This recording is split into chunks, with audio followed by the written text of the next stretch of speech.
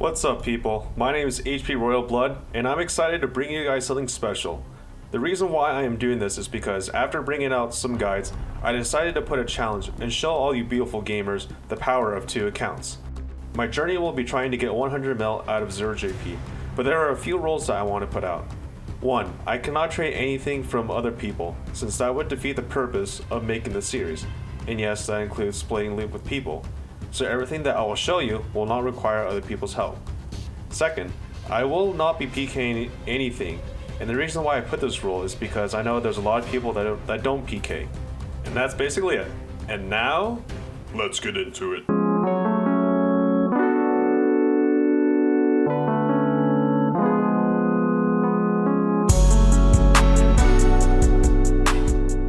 So here is my bank, and everything that is in here are either tradables or junk. I made sure that I put all supplies and cash out of the bank to make things simple. I also created a special tab where I will put all the loot that I get in this series, so you guys will be able to see the value of my whole bank. The items that I will keep in this series are items like Abe's Accumulator and Void, and a few items that are trash, but I don't think they will affect me if I use them anyways. Oh, and yeah, I won't be needing this cash stack. And let the series begin.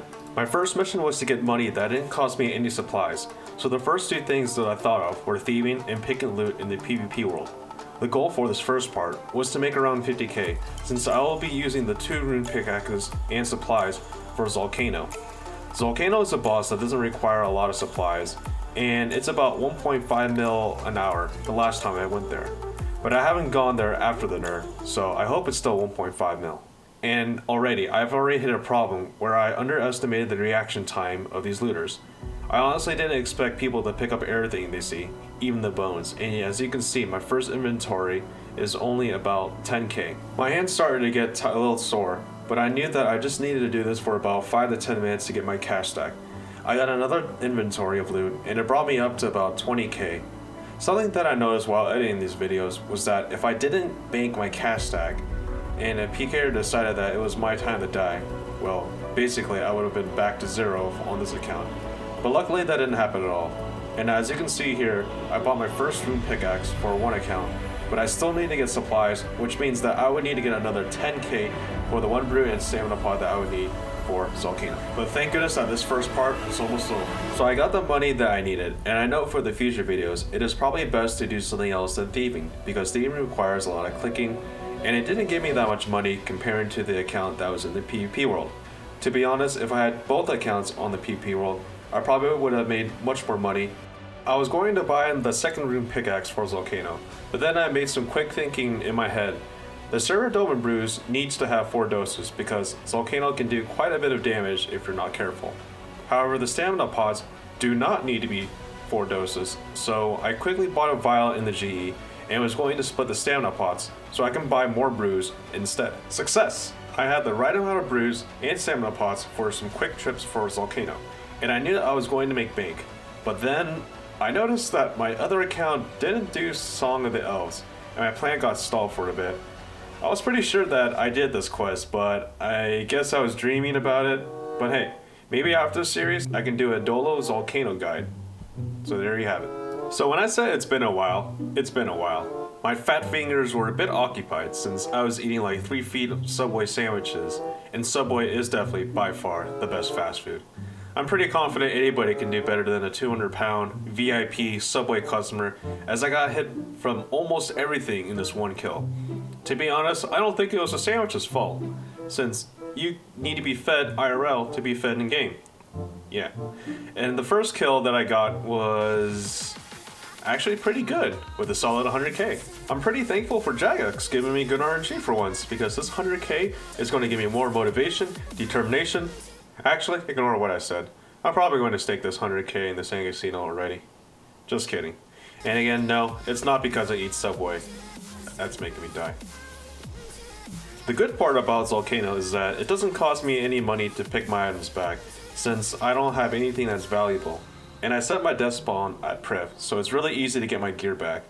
I got back fast, and I was trying to do as much damage as I can to see if I could snipe the loot, but unfortunately I didn't get any loot when I came back, since it was already on phase 3, which means no loot. However, the rewards for the next kills were pretty good, so my motivation level was still high in the sky. I was pretty happy because I knew I was hitting the good drops and making bank, which will make my future trips much easier. Now you can see from this clip that I wanted to get the hell out of here and sell the loot. For those of you that are wondering what my other account is doing, I was cutting magic logs in the woodcutting guild since it's really AFK, and I don't want to stress myself too much with too much clicking. Another reason why I did woodcutting was because I had 9A woodcutting on that account, and I wanted to make sure that I keep the pace nice and steady. I got a bit lucky here because I needed to get back to the GE, but since I didn't have any runes or glories or ring of wealth, I couldn't teleport back to the GE, but I had ancients on, so I could teleport to the Edgeville and quickly make my way through the ditch to the GE. So some of you guys might be thinking of getting a high level woodcutting so you can AFK, but to be honest, it's really not worth to get your woodcutting levels high, since you actually don't make that much. It took me about 20 minutes to get 40 logs, and as you can see, 40 logs sold for about a solid 40k, which means this method is about 120 to 150k per hour, and this method did not satisfy me, so I went even further beyond. I decided to give myself a break by only playing on one account, since I only needed to get a few kills to get the gear I wanted for my other account. The second account will be killing abyssal demons in the catacombs, and there are two reasons why I am doing this. One is because the abyssal demons are pretty good money, and two, because they drop ancient shards. The ancient shards are going to be used for getting charges for my Arclight, and the Arclight will be used to kill Zammy in the future. The proselyte gear is going to be very useful for me, since I am going to be AFKing these abyssal demons. Usually people would bring full strength gear, however this makes it not very AFK, and you'll be sipping a lot of prayer pots. Second, I don't have a lot of money, so I'm going to be here for the long run and not going for a few kills. If I had to do this a second time, it would probably be the weapon choice. Since the leaf bladed Alax did have a higher max hit, I wasn't very sure about the DPS. It seemed like the D-Semi had a better DPS, but I can't confirm this, so if you guys know, leave a comment down below which one has a higher DPS. So I got the gear and was ready to give all my items to my second account. I hope this works because I only have about 2, maybe 3 trips to get an abyssal whip, otherwise I'm screwed, and I would have to repeat the whole process again. I only need to get 1 whip because the money will be used to get a blowpipe, and with the blowpipe, I will be doing some Vorkath on the other account, while my main does something else. So here are the bonuses for this account, and as you can see here, I have about 30 prayer bonus, which is an insane amount.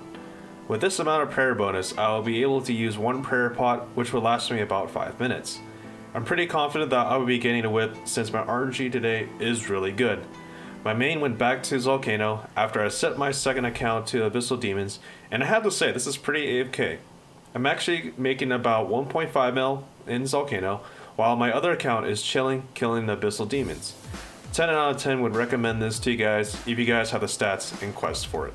The best thing about Volcano is that you get crystal shards, and the best way to use those crystal shards is to use them on divine potions. I don't have the level for divine combat, but as you can see here, I made about 300k with about 58 crystal shards, and if I didn't have the herb level, I probably would have invested them into making crystal keys, which demands a much lower requirement.